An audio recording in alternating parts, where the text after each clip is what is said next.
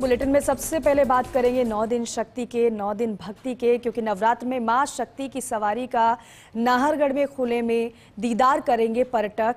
Nahargarh tiger safari का इंतजार आज खत्म होगा, तो वहीं छठ पूजा के दिन नाहरगढ़ में आज मुख्यमंत्री भजनलाल शर्मा उद्घाटन भी करेंगे। सुबह 11 बजे नाहरगढ़ टाइगर सफारी का उद्घाटन होगा। नगरीय विकास मंत्री झाबर सिंह खर्रा होंगे विशिष्ट अतिथि इस कार्यक्रम के। वन एवं पर्यावरण मंत्री संजय शर्मा करेंगे कार्यक्रम की अध्यक्षता।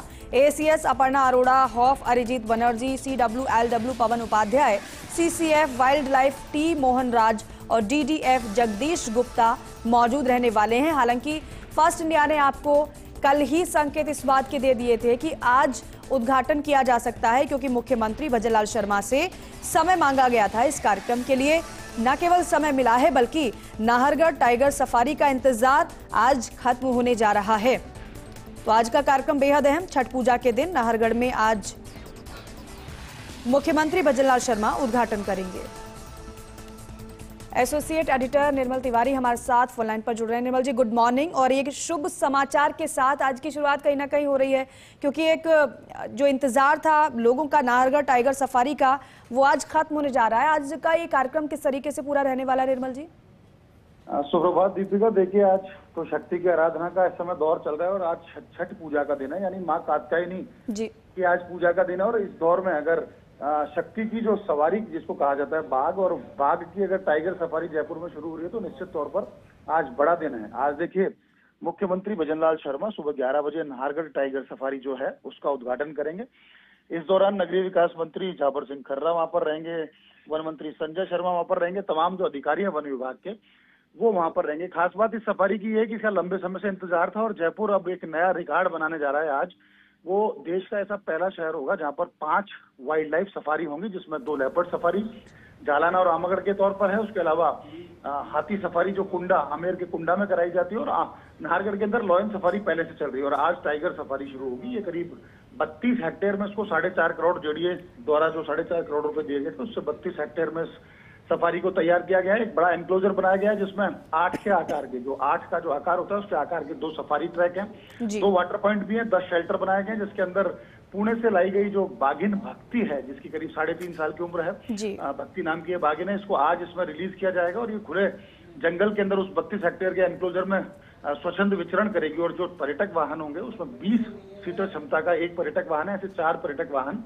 के जरिए पर्यटक अंदर जा सकेंगे। 200 रुपए प्रति पर्यटक उसमें किराया भी रखा है। और खास बात यह है कि पर्यटक जो है वो बंद गाड़ी के अंदर होंगे, यानी कि कांच और लोहे की मजबूत जाली लगी हुई गाड़ियां होंगी जिसके अंदर पर्यटक बैठेंगे और बाघिन खुले में घूमेगी। इसके अलावा जो नागपुर के गोरेवाड़ा से जो पिछले दिनों लेके आए थे 2 बाघ और बाघिन का एक जोड़ा था, जिसमें बाघिन चमेली और बाघ गुलाब, उसको भी कुछ दिनों बाद इस सफारी में छोड़ा जाएगा। कोशिश ये की जाएगी कि यहाँ ब्रीडिंग भी करें, साथ भी रहें। और पहली बार ऐसा होगा। देखिए, इसमें खास बात ये भी है दीपिका कि रणथंभौर जब जाता है पर्यटक तो उसको मोटा पैसा खर्च करना पड़ता है बाघ को देखने के लिए। सरिस्का जाता है तो अभी ये स्थिति, यहाँ मात्र 200 रुपए में आप 1 घंटे तक बाघ की अटखेलियां देख सकते हैं, खुले में विचरण करते हुए बाघ को देख सकते हैं। तो आज तमाम तैयारियां पूरी कर लीजिए। PCC ऑफ अरिजीत बनर्जी वहां रहेंगे, एसीएस अपर्णा अरोड़ा जो है वन विभाग की, वो वहां पर रहेंगी, मुख्य वन्यजीव प्रतिपालक पवन उपाध्याय और तमाम जो अन्य अधिकारी हैं, जिसमें टी मोहन राज और DCF जगदीश गुप्ता, तमाम अधिकारी वहां रहेंगे। अच्छी बात यह है कि जयपुर, जैसा मैंने पहले भी कहा, कि एक नया रिकॉर्ड बनाने जा रहा है जहां 5 तरह की सफारियां होंगी, जिसमें लेपर्ड सफारी, हाथी सफारी, रॉयल सफारी और टाइगर सफारी। और जल्दी यहाँ बर्ड एवियरी भी शुरू करने की योजना वन विभाग के स्तर पर तैयार की गई है। तो आज अच्छा दिन कहा जा सकता है आज के लिए। वन्यजीव प्रेमियों का जो लंबे समय से जो इंतजार था टाइगर सफारी का नाहरगढ़ में शुरू होने का, वो आज इंतजार खत्म होने जा रहा है। ठीक 11 बजे सूबे के मुखिया भजनलाल शर्मा इस टाइगर सफारी की शुरुआत करेंगे, इसका उद्घाटन करेंगे। कुछ देर वो टाइगर सफारी के अंदर भ्रमण का भी उनका कार्यक्रम रखा गया है। तो माना जा रहा है कि इससे वन्यजीव प्रेमियों को एक नई सौगात मिलने वाली है। और नाहरगढ़ बायोलॉजिकल पार्क का जो नाम है एक बड़े ब्रीडिंग सेंटर के तौर पर जो हो रहा है। और खास बात देखिए इसमें यह भी है दीपिका कि टाइगर सफारी जो कैप्टिविटी में पहली बार, मतलब प्रदेश के अंदर पहली बार कोई टाइगर सफारी शुरू हो रही है जिसको कैप्टिविटी में शुरू हुई है। ओपन में तो सफारियां हैं जिसमें रणथंभौर या हम सरिस्का की बात करते हैं, रामगढ़ विषधारी की बात करते हैं, मुकंदरा की बात करते हैं, या धौलपुर में जल्दी यहाँ सफारी शुरू करने की बात है। लेकिन कैप्टिविटी में पहली बार टाइगर की सफारी शुरू हो रही है, यानी एक बड़े एनक्लोजर के अंदर ये टाइगर सफारी होगी, जिसमें 2 बाघिन और 1 बाघ फिलहाल यहाँ पर मौजूद है। तो उम्मीद की जानी चाहिए कि वन्यजीव प्रेमियों को पसंद आएगी और ये पर्यटक जो यहाँ आने वाले हैं उनके लिए एक नया आकर्षण साबित होगी। बिल्कुल, 2 बाघिन और 1 बाघ को रिलीज किया जाएगा जिस तरीके से आप बता रहे हैं और वाकई में शुल्क का आप जिक्र करते हम भी वही देख रहे थे कि शुल्क बहुत कम है लेकिन सुविधाएं बहुत अच्छी यहाँ पर दी जा रही है। लेकिन 11 बजे इस कार्यक्रम की शुरुआत होगी। निर्मल जी, एक बात और कि आपने कल भी बताया था कि अगर कोई जाना चाहता है और आज ही अगर शुरुआत हो जा रही है तो आज ही सफारी वो साइटिंग कर सकता है, लेकिन ये बताइए कि ऑनलाइन होगा क्या रजिस्ट्रेशन या फिर वहां जाकर ऑफलाइन तरीके से टिकट खरीदे और फिर साइटिंग का आनंद लिया जा सकता है? अच्छा सवाल है और हमारे जो जितने भी दर्शक है उनको जानना भी जरूरी है और पर्यटकों के लिए बहुत ज्यादा जरूरी है। देखिए दीपिका, ये सुबह 9 बजे सफारी का रोजाना का जो आमतौर पर जो रोजाना का समय रहेगा सुबह 9 बजे से 5 बजे तक ये सफारी होगी। इसमें 4 वाहन है, यानी कि जैसे जैसे पर्यटक बुकिंग कराएगा, अभी ऑफलाइन ही बुकिंग होगी, मैनुअल बुकिंग होगी और ऑनलाइन बुकिंग का बाद में व्यवस्था की जा सकती है, लेकिन अभी ऑफलाइन है।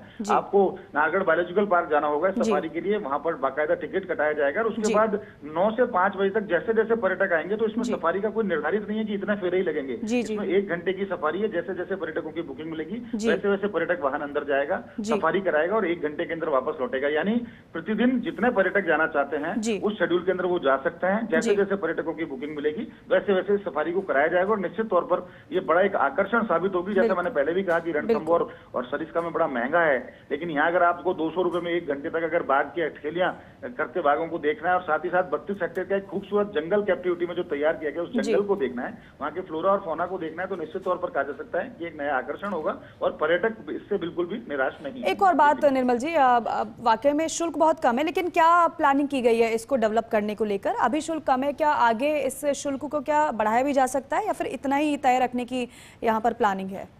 देखिए शुल्क तो इतना ही रहना है क्योंकि एक 32 हेक्टेयर का छोटा सा एक एनक्लोजर तैयार किया गया। हम रणथंभौर की बात करते हैं तो वो तो बहुत लंबा फैला हुआ है, 10 जोन है और 3.5 घंटे की सफारी होती है। इसी तरह से सरिस्का में भी बहुत लंबा क्षेत्र है और उसमें तो वहां तो निश्चित तौर पर अगर वो रकम वसूली जा रही है, वहां पर जो किराया लिया जा रहा है, उसका शुल्क लिया जा रहा है, वो तो निश्चित तौर पर बिल्कुल प्रासंगिक है। लेकिन यहाँ का भी प्रासंगिक इसलिए कि 1 घंटे की सफारी, 2 सिर्फ एक 8 के आकार के ट्रैक, 32 हेक्टेयर का एक छोटा सा एनक्लोजर, उसमें बाघ को देखना खुले में तो एक नया आकर्षण जरूर है। लेकिन निश्चित तौर पर पर्यटकों को फायदा हो, वन्य जीव प्रेमियों को फायदा हो, शोध के छात्र जो यहाँ आना चाहते हैं उनको फायदा मिले, उसको ध्यान में रख करके वन विभाग ने इसका किराया निर्धारित किया। इतना ही किराया लॉयन सफारी का भी है। तो ऐसे में कहा जा सकता है कि जिस तरह से कोशिश ये की जा रही है वन विभाग की, ज्यादा से ज्यादा पर्यटकों को जोड़े। और देखिए खास बात ये भी कि जयपुर तो एक बड़े city wild life tourism hub के तौर पर विकसित हो रहा है। जैसा मैंने पहले भी कहा, 20-20 वर्ग किलोमीटर की 2 लेपर्ड सफारियां होना, 30 हेक्टेयर की लॉयन सफारी यहाँ पर ऑलरेडी मौजूद है। एक भरा पूरा कुंडा के अंदर हाथी गांव मौजूद है जिसको थाईलैंड की तर्ज पर जिसको विकसित किया गया था।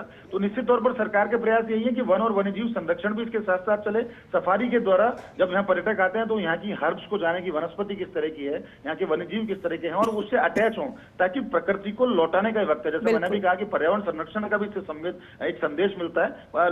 जो यहाँ पर्यटक आते हैं वो जागरूक होते हैं, वो अटैच होते हैं वन और वन्यजीव संरक्षण के प्रति। तो सरकार की जो दोनों जो योजनाएं, जो दोनों मंशाएं कि वन और वन्यजीव संरक्षण भी पुख्ता हो, पर्यटक भी यहाँ पर आए, उनको यहाँ देखने को भी मिले वन और वन्यजीव, और निश्चित तौर पर इससे वो जुड़े तो इसका निश्चित तौर पर लाभ पर्यावरण को भी होगा, पर्यटकों को भी होगा, सरकार को भी। बिल्कुल निर्मल जी, और ये बेहतरीन शुरुआत भी कही जा सकती है। 4 गाड़ियां उपलब्ध रहेंगी, संचालित रहेंगी, जिनके जरिए सफारी का आनंद सैलानी ले सकते हैं। बहुत शुक्रिया आपका पूरी जानकारी के लिए, बातचीत के लिए।